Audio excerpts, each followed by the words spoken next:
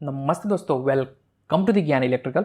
So friends, आज इस video में हम बात करने वाले हैं कि अगर कोई भी इंटरव्यूअर आपको ऐसा पूछ ले कि वीएफटी ड्राइव जो है वो इंडक्शन मोटर पे क्यों लगाया जाता है, कहाँ पे लगाया जाता है और वो लगाने के पीछे का मेन ऑब्जेक्टिव क्या है, तो उसका आप आंसर कैसे दोगे, उसके बारे में हम लोग आज इस वीडियो में डिस्कस करने वाले हैं। तो फ्रेंड्स, सपोज आप समझिए कि कोई भी इंटरव्यूअर ने आपको ऐसा क्वेश्चन पूछ लिया, तो आपको उसका आंसर कैसे देना है। तो उसका आंसर कुछ इस प्रकार से आपको देना है कि फॉर एग्जांपल कोई भी इंडक्शन मोटर है, उसका जो मेन पर्पस जो होता है वो क्या होता है कि वो कोई भी लोड को ड्राइव करता है, वो मैकेनिकल लोड को ड्राइव करने का काम करता है। और मैकेनिकल लोड जो है वो क्या करता है कि वो प्रोसेस की रिक्वायरमेंट फुलफिल करता है, यानी कि ऑपरेशन की जो रिक्वायरमेंट है, प्रोसेस के रिलेटेड जो भी रिक्वायरमेंट है वो फुलफिल करने का काम करता है। सो ऑपरेशन की कुछ ऐसी रिक्वायरमेंट है कि उसको जो ये मैकेनिकल डिवाइस है उसकी स्पीड की वेरिएशन की रिक्वायरमेंट होती रहती है कि उसको स्पीड कभी ज़्यादा चाहिए, कभी कम चाहिए।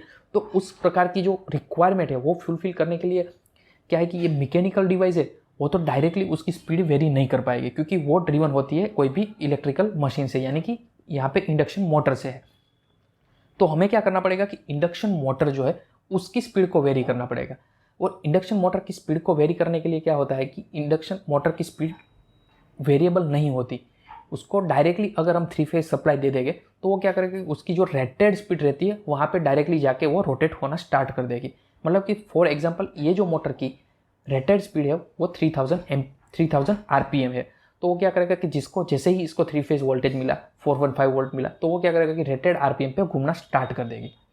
और उसको अगर आपको वेरी करना है, वो स्पीड को आपको वेरी करना है, तो क्या करना पड़ेगा कि अब डायरेक्टली तो नहीं कर पाओगे, तो वो वेरी करने के लिए हम बीच में वेरिएबल फ्रीक्वेंसी ड्राइव बिठाते हैं।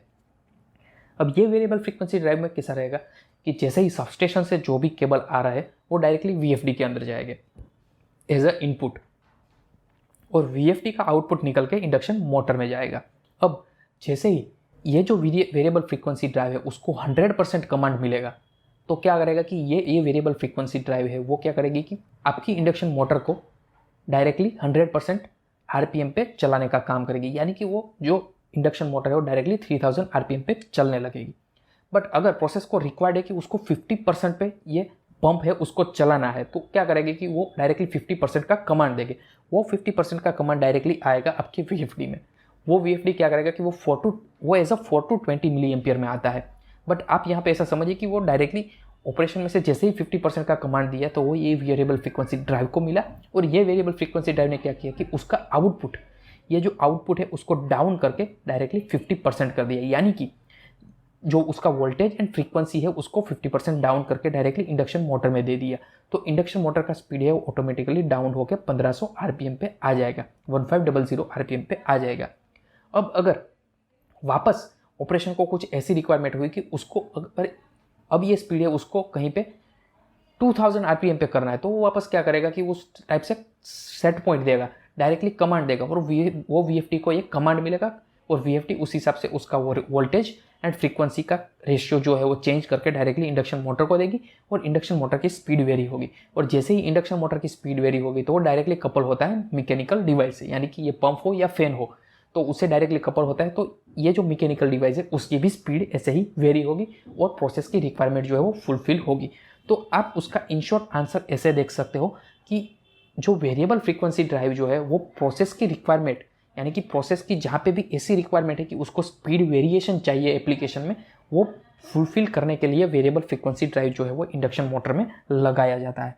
तो गाइज, आई होप कि आप समझ गए होंगे कि वीएफडी क्यों लगाया जाता है और वीएफडी लगाने के पीछे का मेन ऑब्जेक्टिव क्या है। अगर ऐसा इंटरव्यू में आपको क्वेश्चन पूछा जाए तो आप कुछ इस प्रकार से आंसर दे सकते हो। तो अगर आपको वीडियो अच्छा लगा हो तो लाइक कर दीजिए।